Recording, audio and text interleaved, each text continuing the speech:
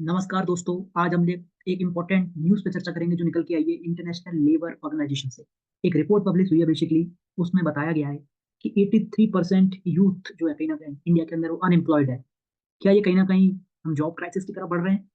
क्योंकि रिपोर्ट में दावा किया गया है, shocking reports from international labour organisation, around 83% jobless Indians are youth. Is it unemployment और एम्प्लॉयमेंट क्राइसिस? तो हम सब इस वीडियो के अंदर जानने का प्रयास करेंगे। तो चलिए शुरू करते हैं। सबसे पहले हमें समझना पड़ेगा कि एग्जैक्टली चल क्या रहा है। तो ये जो रिपोर्ट है बेसिकली इंडिया की जो रिपोर्ट आई है इंडिया के रेफरेंस में, India's youth continue to grapple with strong soaring unemployment rates with nearly 83% of jobless population belonging to this demographic. मतलब बहुत सिंपल है, मतलब ये है कि इंडिया के अंदर जो बेरोजगारी दर है वो कहीं ना कहीं 83% है, जो कि बेसिकली जो यूथ है ये उसके अंदर बेरोजगारी दर बताई गई है। और इसके अलावा ये जो रिपोर्ट है वो इंडियन एम्प्लॉयमेंट रिपोर्ट 2024 है। उसने ज्वाइंटली पब्लिश करी है इंटरनेशनल लेबर ऑर्गेनाइजेशन आईएलओ और Institute of Human Development IHD. इन सब ने मिलकर ये रिपोर्ट तैयार करी है। उसमें ये खुलासा कहीं ना कहीं हुआ है कि लगभग ये रिपोर्ट जो है उसके अंदर 83% जो यूथ है वो अनएम्प्लॉयड है, वो यूथ है। और ये इंडिया के अंदर अभी हालात है। तो क्या 10 साल में एम्प्लॉयमेंट बिल्कुल नहीं बढ़ा?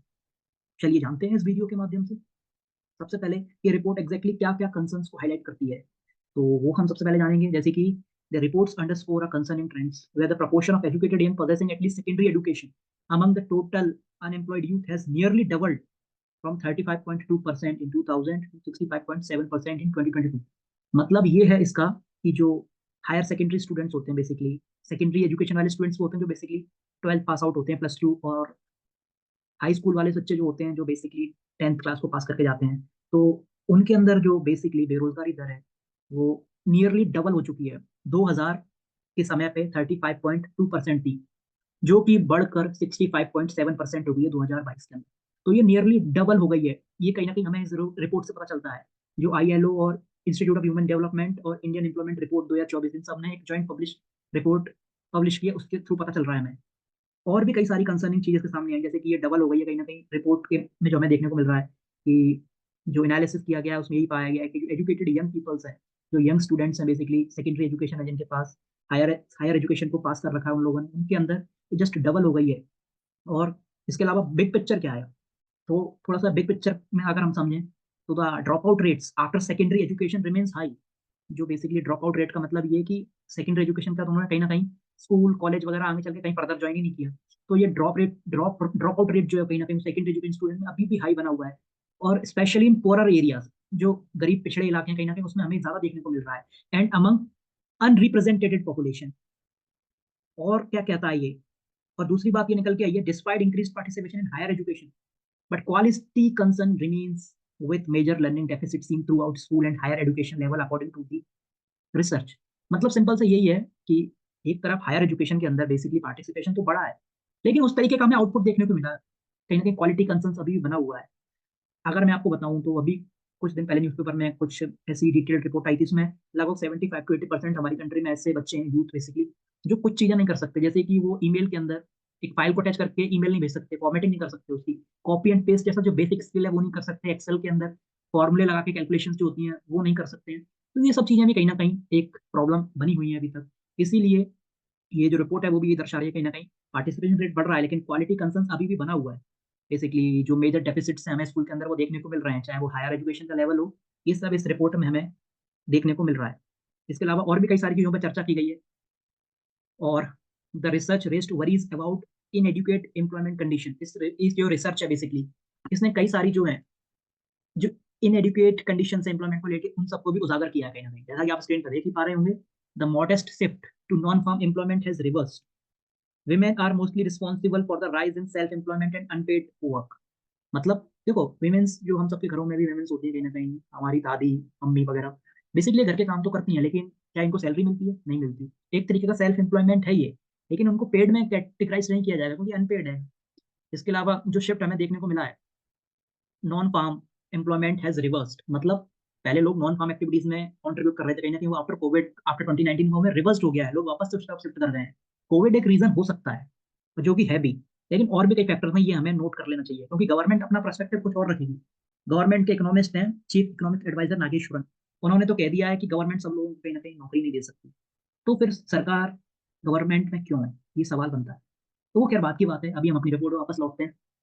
तो और भी कई चीजें हाईलाइट करी है, जैसे कि youth unemployment is of lower quality compare to adult employment, wages and income are flat and following, मतलब गिर रहे हैं कहीं ना कहीं, जो वेजेस हैं उस तरीके से नहीं मिल पा रहे हैं, और जो काम होना चाहिए यूथ के पास उस तरीके का वो काम नहीं है उसके पास। और भी कई सारी चीजें निकल के आ रही हैं सामने, जैसे कि जो एम्प्लॉयमेंट इंडेक्स होता है, improved between 2004 to 5 and 2021 and 2022। तो क्या है ये, मतलब इस एम्प्लॉयमेंट इम्प्रूवमेंट जो इंडेक्स है बेसिकली, इसके अंदर इंप्रूवमेंट तो हुई है, लेकिन कुछ स्टेट्स की ज्यादा हुई है, कुछ स्टेट्स की जैसे चल रही थी वैसे ही है। मतलब ये है कि जैसे कि बिहार, उड़ीसा, झारखंड, उत्तर प्रदेश, ये ग्रो कर रहे थे उस टाइम पे भी, लेकिन कहीं ना कहीं बॉटम पे ही थे कहीं ना कहीं, और वो अभी भी बॉटम पे ही है। ग्रो किया है लेकिन उस तरीके से नहीं किया, they remained near the bottom during this time, while other states, लेकिन इसके अलावा जो अदर स्टेट्स हैं जैसे कि दिल्ली है जो कि एक यूनियन टेरिटरी है, हिमाचल प्रदेश, तेलंगाना, उत्तराखंड, गुजरात स्टेट, ये सब पहले भी टॉप पोजीशन पे थे कहीं ना कहीं, और अभी भी है, मतलब ये पहले भी ग्रो कर रहे थे और अभी भी ग्रो कर रहे हैं उसी लेवल से। और उत्तराखंड, नॉट उत्तराखंड, उत्तर प्रदेश, झारखंड, बिहार, उड़ीसा, ये सब पहले जिस तरीके से ग्रो कर रहे थे आज भी वैसे ही कर रहे हैं, इसलिए they remained near the bottom during this time. And on a contrary, Delhi, Himachal, Telangana, Uttarakhand, Gujarat states have remained at a top. उम्मीद है आपको ये समझ में आया होगा। अब मैं आपको बताऊंगा कि कौन कौन से वो इंडिकेटर्स होते हैं जिनको ध्यान में रख के इस रिपोर्ट को भी तैयार किया जाता है, कौन कौन से फैक्टर होते हैं जिसको इंक्लूड किया गया है, उसके बाद ये डेटा सामने निकल के आया है, जिसमें पाया गया कि 83% लगभग यूथ है जो कि अनएम्प्लॉयड है, जो कि कहीं ना कहीं बहुत डराने वाला फिगर है, किसी भी गवर्नमेंट के लिए होना चाहिए और खासकर लोगों के लिए भी होना चाहिए। तो वो 7 फैक्टर्स आपके सामने स्क्रीन पर दिख ही रहे होंगे। जैसे कि पहला है the percentage of workers employed in regular formal work, second the percentage of casual laborers, and third one is the percentage of self-employed workers living below the poverty line. Number 4 work participation rate, number 5 है average monthly earning of casual laborers, and unemployment rate of secondary and above educated youth, and last जो 7th है youth not in unemployed education और training, इसको NEET बोलते हैं basically. उन सबके meaning भी मैंने आपको दिए हुए हैं, उम्मीद है ये शब्द आप डेफिनेशन पहले भी समझते होंगे, लेकिन मोटा मोटा देखा जाए तो ये 7 main labour market outcome indicators हैं जिनको लिया जाता है इस रिपोर्ट को तैयार करने में, जिसको ILO के द्वारा बनाया जाता है और पब्लिश किया जाता है। और कहीं ना कहीं ये रिपोर्ट अभी चुनावी मौसम में आई है, तो कहीं ना कहीं इस पर राजनीति भी होना तय है, और जो कि होगी, क्योंकि ये नंबर्स बिल्कुल सही नहीं है हमारी कंट्री। अब एम्प्लॉयमेंट क्वालिटी के बारे में थोड़ी चर्चा की जाए, उसके बारे में भी जिक्र किया गया है इस रिपोर्ट के अंदर। तो क्या कहती है एम्प्लॉयमेंट क्वालिटी रिपोर्ट, उसको जानते हैं थोड़ा सा। जैसे कि एम्प्लॉयमेंट क्वालिटी रिपोर्ट में ये कहा गया है कि इनफॉर्मल एम्प्लॉयमेंट हैज राइजन, जो क्या कहते हैं इनफॉर्मल एम्प्लॉयमेंट है वो कहीं ना कहीं बढ़ा है, around half of the job in the formal sector are non formal nature. मतलब सिंपल सा यही है कि इनफॉर्मल जो एम्प्लॉयमेंट है वो कहीं ना कहीं दिन प्रतिदिन बढ़ा है, approximately half of the all position in formal sector are informal. मतलब मतलब ये कि जो फॉर्मल सेक्टर है उसके अंदर कहीं ना कहीं जो इनफॉर्मल जॉब्स हैं उनका कहीं ना कहीं नंबर बढ़ा है। मतलब फॉर्मल सेक्टर के अंदर जॉब तो है, लेकिन वो सारी की सारी जो है वो इनफॉर्मल नेचर की हैं। जैसे कि मैं आपको एक बार फिर से बताता हूँ, informal employment has risen, around half of the jobs in the formal sector are of an informal nature. इसके अलावा जो सेल्फ एम्प्लॉयमेंट और unpaid family work has also increase. मतलब जो सेल्फ एम्प्लॉयड और अनपेड फैमिली वर्क होता है, unpaid family work मतलब मान लो आपकी किराने की दुकान है और आपका बेटा है जो ग्रेजुएट हो चुका है लेकिन उसके पास नौकरी नहीं है, तो आपने उसको दुकान पे लगा दिया। अब वो बदले में काम कर रहा है जॉब में क्योंकि वो अनएम्प्लॉयड है, लेकिन आपकी दुकान में काम कर रहा है, तो आप उसको कोई सैलरी पे नहीं कर रहे हो, तो that included in unpaid family work, एक एग्जाम्पल के तौर पर है। तो जो सेल्फ एम्प्लॉयमेंट, जैसे भारत के अंदर कई सारी हमें सेल्फ एम्प्लॉयमेंट की दुकानें, किराने वगैरह सब देखने को मिल जाएंगे, इसके अलावा छोटे छोटे फैक्ट्रीज वगैरह व्यवसाय भी होते हैं। तो ये सब चीजें हैं, तो ये भी कहीं ना कहीं हैव ऑल्सो एक्सपेंडेड, ये भी कहीं ना कहीं इंक्रीज हुआ है day by day, particularly among women's, और खासकर विमेन्स के अंदर ये चीज ज्यादा प्रमुखता से कहीं ना कहीं इंक्रीज हुई है। जैसे कि मैंने आपको शुरू में जिक्र किया कि जो हमारे घर के अंदर भी महिलाएं होती हैं, दादी हैं, मम्मी हैं, सब, इनको बेसिकली ये घर का कितना सारा काम करती हैं डे टू डे बेसिस पे, लेकिन क्या इनको सैलरी मिलती है? नहीं मिलती है। तो ये भी कहीं ना कहीं further particularly among the womens increase भी हुआ है। और अकॉर्डिंग टू रिसर्च रफली 82% of the workforce works in the informal sector and nearly 90% are informal employed, report से। तो ये रिपोर्ट के द्वारा कहा गया है, मतलब रिपोर्ट का बेसिकली यही कहना है कि ऑलमोस्ट 82% जो वर्कफोर्स है वो इंगेज्ड है इनफॉर्मल सेक्टर में, और नियरली 90% जो वर्कफोर्स है वो कहीं ना कहीं इनफॉर्मली एम्प्लॉयड है, इस रिपोर्ट में ऐसा कहा है। और मैं आपको बताऊं तो self employment remains the primary source of employment. जो सेल्फ एम्प्लॉयमेंट है जिसका प्राइम मिनिस्टर कई बार टॉक करते हैं, इसमें पकौड़ा तलना भी एक रोजगार के बारे में जिक्र किया गया था। तो ऐसी कई सारी चीजें हैं ना, वो कहीं ना कहीं मजाक था उस समय का, लेकिन वो मजाक हकीकत बनता हुआ नजर आ रहा है। तो जो सेल्फ एम्प्लॉयमेंट है, कई सारे तरीके के सेल्फ एम्प्लॉयमेंट हो सकते हैं, व्यवसाय हो सकते हैं, किराने की दुकान हो सकती है। तो ये अभी भी कहीं ना कहीं एक प्राइमरी फॉर्म ऑफ वर्क बना हुआ है, मतलब एक प्राइमरी सोर्स ऑफ एम्प्लॉयमेंट बना हुआ है। अराउंड 55.8% 2022 के अंदर है ये नंबर। आप सोच के देखो, 55.8% ये नंबर है 2022 के अंदर, मतलब इतने लोग दे आर सेल्फ एम्प्लॉयड। तो ये कहीं न कहीं प्राइमरी सोर्स बना हुआ है, प्राइमरी फॉर्म। इसके अलावा जो कैजुअल और रेगुलर एम्प्लॉयमेंट का कंट्रीब्यूशन है कहीं न कहीं, कैजुअल एंड रेगुलर एम्प्लॉयमेंट जो है इन दोनों का, वो कितना है? तो वो 22.7% तुम्हारा कैजुअल एम्प्लॉयमेंट है और 21.5% तुम्हारा रेगुलर एम्प्लॉयमेंट है। तो आप सोच के देखो रेगुलर एम्प्लॉयमेंट कितना है? 21.5%। तो ये कहीं न कहीं नंबर्स जो आ रहे हैं आपके सामने, ये कहीं न कहीं बहुत ज़्यादा चिंता का विषय है।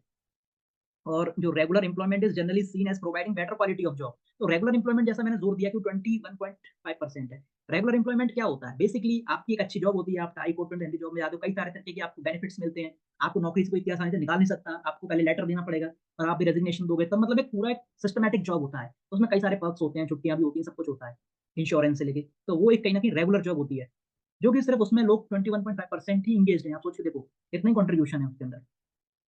और इसके अलावा देखा जाए तो जो एसोसिएटेड सिक्योरिटी बेनिफिट्स वगैरह मिलते हैं, वही रेगुलर जॉब का काम है। लेकिन ऑन अ कॉन्ट्ररी देखा जाए तो इर्रेगुलर नेचर की जॉब जो होती है, उसमें कहीं न कहीं पुअर क्वालिटी का वर्किंग कंडीशन होता है, पुअर क्वालिटी की जॉब होती है। क्योंकि उस जॉब का जो है ना वो इर्रेगुलर नेचर है और लोअर डेली अर्निंग्स भी कहीं न कहीं हैं उसके अंदर। मतलब आपकी अर्निंग्स कम होगी बेसिकली।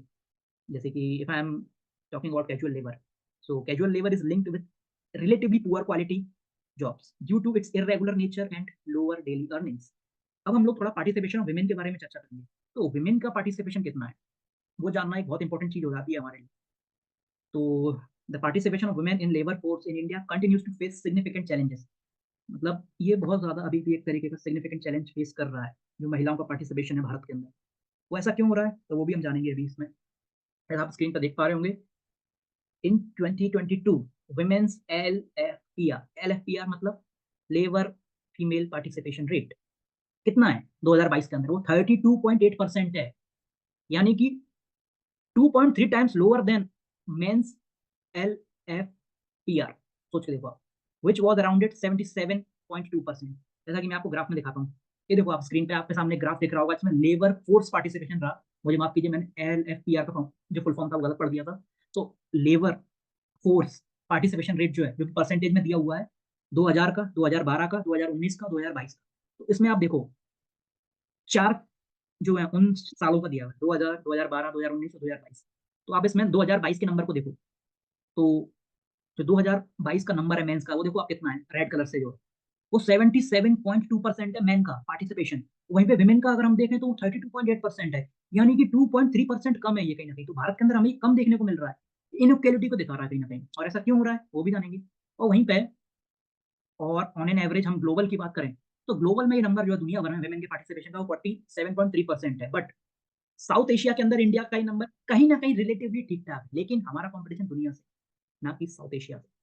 तो साउथ एशियन जो एवरेज है वो 24.8% है और इंडिया का कितना है 32.8% है। तो वहां के कंपैरिजन में तो रिलेटिवली ठीक है 2022, लेकिन दुनिया के हिसाब से देखा जाए तो 47.7% है। और हमारा कितना इंडियन वुमेन का जो लेबर फोर्स पार्टिसिपेशन रेट है वो 32.8% है। तो ऐसा क्यों है? This significant gender disparity highlights the importance of focused measures to increase female labor force participation. India's low LFPR is partially due to women's disproportionately low participation, which is lower than both global average of 47.3% and South Asian average of 24.8%. जैसा मैंने आपको बताया, according to the ILO, International Labour Organization, addressing impediments to women's participation in the job market is vital for advancing gender equality and realizing the country's full economic potential. बिल्कुल सही बात है। जब तक वुमेन्स कहीं ना कहीं फुली तरीके से पार्टिसिपेट नहीं करेंगी, तब तक वो समाज, वो कंट्री पूरी तरीके से ग्रो नहीं कर सकता, क्योंकि वुमेन्स ऑलमोस्ट उनका नंबर 50% है इस पॉपुलेशन में, इंडिया की अगर 100% पॉपुलेशन। तो अगर वो भी इसके अंदर फुली पार्टिसिपेट करेंगे, अगर ये जेंडर गैप है कहीं ना कहीं इसको कम कर सकें, तो ये हमारी कंट्री के लिए बेनिफिशियल होगा कहीं ना कहीं। तो आपको मैंने दिखाया। इसके अलावा जो एवरेज मंथली अर्निंग है सेल्फ एम्प्लॉयड, रेगुलर, सैलराइज्ड और कैजुअल वर्कर की 2022 में, उसको लेके भी एक छोटा सा ग्राफ मैं आपको दिखा दे रहा हूँ, तो आप देख सकते हैं। तो जो हल्का सा ब्लू कलर है वो मेल के लिए है और जो डार्क ब्लू कलर है वो फीमेल को है, और टोटल में जो कि पर्पल कलर से दिया हुआ है, तो आप देख सकते हैं। ये रूरल के बारे में है, आप देख सकते हैं इसमें। तो इसमें लगभग 11,000 और वहीं पे विमेंस का 4800 दिया हुआ है। तो ये पूरा का पूरा कंपैरिजन है आपके सामने। और भी कई सारी चीजें जैसे कि इसमें जिक्र दिया गया है स्ट्रक्चरल ट्रांसफॉर्मेशन के बारे में। स्ट्रक्चरल ट्रांसफॉर्मेशन क्या होता है? द स्ट्रक्चरल ट्रांसफॉर्मेशन में ये होता है, there has been reversal of slow transition towards non-farm employments after 2018-19. The share of agriculture in total employment fell around 42% in 2019 from 60% in 2000. मतलब हमें एक स्ट्रक्चरल चेंज हमें देखने को मिला है कहीं ना कहीं। देखो 2000 में क्या होता था, जो फार्मिंग है बेसिकली प्राइमरी सेक्टर एग्रीकल्चर, उसमें 60% लोग 60% लोग 2000 के टाइम पे फार्मिंग में इन्वॉल्व थे, बेसिकली एग्रीकल्चर सेक्टर के अंदर एम्प्लॉयड थे, जो कि डिक्लाइंड हुआ है। अब वो 60% से घटकर 42% हो गया था 2018-19 में, फाइनेंशियल ईयर 2018-2019 में, जो कि 42% पे आ गया था। तो कहीं ना कहीं नंबर तो कहीं ना कहीं कम हुआ, ये तो अच्छी बात है। लेकिन और ये नंबर कहाँ शिफ्ट हुआ फिर, ये 18% का जो शिफ्ट था, जो एग्रीकल्चर से माइनस होके अलग अलग सेक्टर में आया, तो वो कौन कौन से सेक्टर थे? वो थे कंस्ट्रक्शन और सर्विस इंडस्ट्रीज। उनके अंदर ये मेजोरिटी ऑफ द चीजें थी, वो सबकी सब चली गई थी। The construction and service industries absorb the majority of the changes. लेकिन ये चीज कोविड के बाद थोड़ी सी रिवर्स होती हुई नजर आई। ऐसा क्यों हुआ वो भी हम जानेंगे। The shift was largely absorb by construction and services, जैसा मैंने आपको जिक्र किया। इसके अलावा the share of which in total employment increase to 32% in 2019 from 23% in 2000। तो जो 60% में से 18% माइनस हो गया था, यानी कि 42% पे आ गया था 2019 में एग्रीकल्चर का शेयर। यानी कि 2000 के टाइम पे 60% लोग एंगेज थे एग्रीकल्चर एक्टिविटीज में, एम्प्लॉयड थे, वो 2019 में 42% हो गए थे। तो 18% माइनस होकर वो कंस्ट्रक्शन और सर्विस इंडस्ट्रीज में आ गया था। यानी कि जो ओवरऑल एम्प्लॉयमेंट था वो कहीं ना कहीं इंक्रीज हुआ। पहले 2000 के टाइम पे 23% हुआ करता था, जो कि इंक्रीज होकर कहीं ना कहीं ओवरऑल एम्प्लॉयमेंट 32% हो गया 2019 के अंदर। The share of which in total employment increase to 32% in 2019 and from 23% in 2000। इसके अलावा the share of manufacturing in employment has remained almost stagnant. इसके अलावा अगर मैं जो शेयर है बेसिकली मैन्युफैक्चरिंग का, वो ऑलमोस्ट स्टेगनेंट ही रहा है। स्टेगनेंट मतलब ना बढ़ा है ना घटा है, स्टेगनेंट ही रहा है। 12 से 14% की हमें ग्रोथ देखने को मिली है कहीं ना कहीं मैन्युफैक्चरिंग सेक्टर के अंदर since 2018। This shows transition has slowed और reversed with an increase in the share of agricultural employment. अब थोड़ी सी यूथ एम्प्लॉयमेंट के बारे में चर्चा की है। अब यूथ एम्प्लॉयमेंट में क्या है, तो there has been a rise in youth employment but quality of work remains a concern. Basically 2019 के बाद ये ग्रोथ तो हुई है, लेकिन क्वालिटी ऑफ वर्क हमें ना, क्वालिटी ऑफ वर्क कहीं ना कहीं एक चिंता का विषय बना रहा। मतलब जिस तरीके की जॉब होनी चाहिए उस तरीके की जॉब नहीं मिल रही है। कई सारे फॉर्मल सेक्टर में इनफॉर्मल नेचर की जॉब मिल रही है, तो वो कहीं ना कहीं उस तरीके की जॉब नहीं है। तो ये कहीं ना कहीं प्रॉब्लम बना हुआ है। इसके अलावा youth employment and under employment increase between 2000 and 2019। इसके अलावा जो यूथ एम्प्लॉयमेंट है और अंडर एम्प्लॉयमेंट है, ये दोनों ही इंक्रीज हुए हैं 2000 यानी कि 2000 और 2019 इस कार्यकाल के बीच में, and but declined during the pandemic year. However unemployment among youth specially those with secondary और लेवल और higher education has intensified over the time. मतलब एम्प्लॉय अनएम्प्लॉयमेंट जो है, जो यंग पीपल्स हैं बेसिकली, जिन्होंने हायर सेकेंडरी और हायर एजुकेशन या सेकेंडरी एजुकेशन प्राप्त कर लिए, तो सिग्निफिकेंटली अनएम्प्लॉयमेंट जो है उन यूथ्स के अंदर, जो यंग पीपल हैं जिन्होंने सेकेंडरी एजुकेशन या हायर एजुकेशन कंप्लीट कर लिया है, उसके अंदर कहीं ना कहीं ओवर द टाइम इंक्रीज ही हुआ है। जैसा कि आप ग्राफ में भी देख पा रहे होंगे, दो ग्राफ दिए हुए हैं। एक तो है youth employment rate by social group and level of education 2022 percentage में दिया हुआ है। हल्का सा जो ब्लू है वो ग्रेजुएट एंड एबव के लिए है, जो कि ऊपर की तरफ है, जो कि डिक्रीज हुआ है कहीं ना कहीं 33.4% से 26.5%। और नीचे का जो है वो बेसिकली इंक्रीज हुआ है अनएम्प्लॉयमेंट रेट। शेड्यूल कास्ट में ये 7.8% है, शेड्यूल नॉट शेड्यूल ट्राइब के अंदर 7.8% है, शेड्यूल कास्ट के अंदर 13.4% है, अदर बैकवर्ड क्लास के अंदर 10.5% है, और जनरल और अदर कैटेगरीज के अंदर 14.0% है। तो ये कहीं ना कहीं सिग्निफिकेंटली इंक्रीज हुआ है 2022 में। यूथ अनएम्प्लॉयड अनएम्प्लॉयमेंट रेट है by social group and level of education के हिसाब से। इसके अलावा share of unemployed educated youth secondary और higher in total employed person, तो इसको भी आप देख सकते हैं 2000 को 2022 दोनों कंपैरिजन कर सकते हैं percentage wise.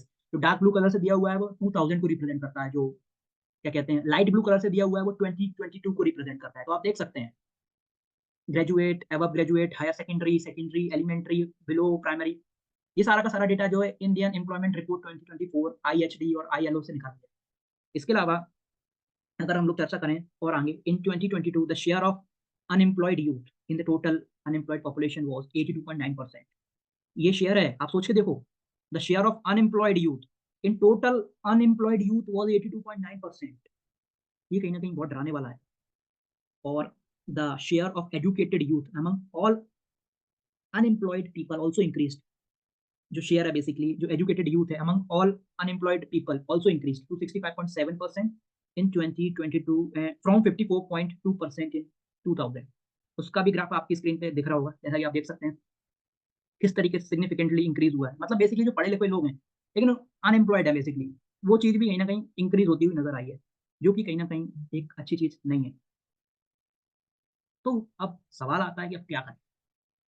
What should we do? ये भी इस रिपोर्ट के अंदर दर्शाया गया है।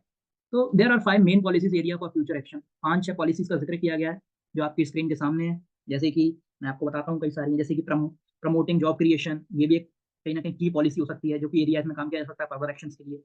इसके अलावा improving employment quality, addressing labour market inequalities. देखो लेबर मार्केट के अंदर कई सारी इनइक्वालिटीज़ होती है, तो उनको भी एड्रेस करना बहुत इंपॉर्टेंट चीज़ है, जिससे कहीं न कहीं स्किल्स डेवलपमेंट होगा। और स्ट्रेंथनिंग स्किल्स, तो स्किल्स तो डेवलप करना ही है, तभी चीज़ें आगे बढ़ेंगी। इसके अलावा एक्टिव लेबर मार्केट पॉलिसी, अब मार्केट पॉलिसीज़ आएँगी, एक्टिव लेबर मार्केट पॉलिसीज़ आएँगी, तब कहीं न कहीं चेंज होगा। इसके अलावा एक नॉलेज डेफिसिट का गैप हमें हमेशा देखने को मिलता है, तो उसको फुलफिल करने की हमें ज़रूरत है। और जो लेबर मार्केट पैटर्न्स हैं, उनको समझने की ज़रूरत है, यूथ को समझने की ज़रूरत है, किसको कैसी जॉब चाहिए। इसके अलावा इसमें ज़िक्र किया गया है रिपोर्ट में आर्टिफिशियल इंटेलिजेंस के बारे में, जो बढ़ता हुआ प्रभाव है कहीं न कहीं आर्टिफिशियल इंटेलिजेंस का, वो भी कहीं न कहीं एक कारण है। The rise of artificial intelligence could have an impact on employment, the report said. इसके अलावा ये रिपोर्ट का ऐसा कहना है, जो कि है कहीं न कहीं। जो बेसिक काम है, वो कहीं न कहीं आर्टिफिशियल इंटेलिजेंस खुद ही कर ले रहा है, और आगे के जो वर्ज़न है आर्टिफिशियल इंटेलिजेंस के, वो तो और ही ज़्यादा ऐसे हैं, जो कहीं न कहीं जो बेसिक ह्यूमन जॉब है, वो तो खत्म कर ही देगा, खा ही जाएगा जॉब्स को। और भी कई सारी चीज़ों के बारे में ज़िक्र है, जैसे कि investment and regulations are required in the emerging care and digital economies, which could be an important source of productive employment. देखो इन्वेस्टमेंट्स और रेगुलेशन जैसी चीज़ें की हमें आवश्यकता है कहीं न कहीं। डिजिटलाइज़ करने की ज़रूरत है इकोनॉमी को, डिजिटल नॉलेज देने की ज़रूरत है। इसके अलावा इकोनॉमिक पॉलिसीज़ जो हैं, economic policies are required to boost productive non farm employments, specially in manufacturing sector. बिल्कुल सही बात है। जो इकोनॉमिक पॉलिसीज़ है कहीं न कहीं उनको कहीं न कहीं नॉन फार्मिंग एक्टिविटीज़ जो है, जैसे कि मैन्युफैक्चरिंग सेक्टर्स वगैरह है, इन सब के अंदर इन सब में बूस्ट करने की ज़रूरत है प्रोडक्टिविटी को। और इंडिया के बारे में अगर चर्चा करूँ, तो इंडिया के अंदर लगभग 7 टू 8 मिलियन ऐसे लोग हैं, ऐसे यंग पीपल्स हैं, जो हर साल एनुअली अगले दशक में कहीं न कहीं ऐड होते जाएँगे। मोर सपोर्ट फॉर एमएसएमईज़, हमें एमएसएमईज़ को बहुत ज़्यादा से ज़्यादा सपोर्ट देना पड़ेगा। एमएसएमई मतलब होता है micro, small and medium sized businesses basically. जो इंडस्ट्रीज़ होती हैं, micro, small, medium sized enterprise जो होती हैं, उनको एमएसएमई बोलते हैं। जो बेसिकली ज़्यादा से ज़्यादा एम्प्लॉयमेंट इस कंट्री के अंदर प्रोवाइड करती है। कोई भी बड़ा बड़ा कॉर्पोरेट जो बड़े लेवल पे, मास लेवल पे जॉब प्रोवाइड नहीं कर सकता। जो काम एमएसएमई कर सकते हैं, घर-घर अगर कोई ना कोई अपना व्यवसाय करे, कोई क्लिनिक चलाता है, कोई साइकिल की दुकान है किसी की छोटी फैक्ट्री है, तो वहाँ पे एम्प्लॉयमेंट कहीं न कहीं इंक्रीज़ ज़्यादा अच्छे से होता है। मैकेनिक है कोई, किसी की छोटी-मोटी दुकान है किराने की, वहाँ पे 2-3 लोग काम कर रहे हैं। एमएसएमई में कई सारी चीज़ें आती हैं, खासकर इंडस्ट्रीज़ तो आ गई छोटी-छोटी। एमएसएमई जब तक नहीं बढ़ेगा, तब तक काम नहीं बनेगा। छोटे-छोटे जो बिज़नेस एंटरप्राइज़ेज़ होते हैं, मैकेनिक जैसी जॉब है, और भी कई प्रकार की हैं। टेलीकॉम में जॉब हो सकती हैं, जो टीवी सही वगैरह करते हैं, तो कई सारी चीज़ें हैं, अनगिनत है नंबर इनकी है तो। एमएसएमई को ग्रो करना बहुत ज़रूरी है। अगर एमएसएमई देश की असली ताकत है क्योंकि। इसके अलावा रूल्स, इसके अलावा हमें ऐसे कुछ रूल्स भी बनाने पड़ेंगे, rules such as digitalisation and artificial intelligence को लेके लिटरेसी प्रोवाइड करनी पड़ेगी। तो ये सब चीज़ें हैं, मैन्युफैक्चरिंग पे और फ़ोकस करना पड़ेगा। तो ये सब जो है, ये इन्फॉर्मेशन हम लोगों ने आईएलओ रिपोर्ट से मतलब बेसिकली ये रिपोर्ट जो है ना, हम इंटरनेशनल लेबर ऑर्गनाइजेशन की रिपोर्ट पूरी की पूरी निकाली है, उसका क्रक्स पूरा बनाया है आर्टिकल के फॉर्म में। कुछ फिगर्स हमने इंडियन एक्सप्रेस से भी लिए हैं, मतलब डेटा बेसिकली, और एक पूरा का पूरा एक आर्टिकल लिखा है। तो ये थी पूरी की पूरी रिपोर्ट, जो कि सामने निकल के आई है। आशा है आपको समझ में आया होगा, बने रहिए हमारे साथ। विवेचना में धन्यवाद।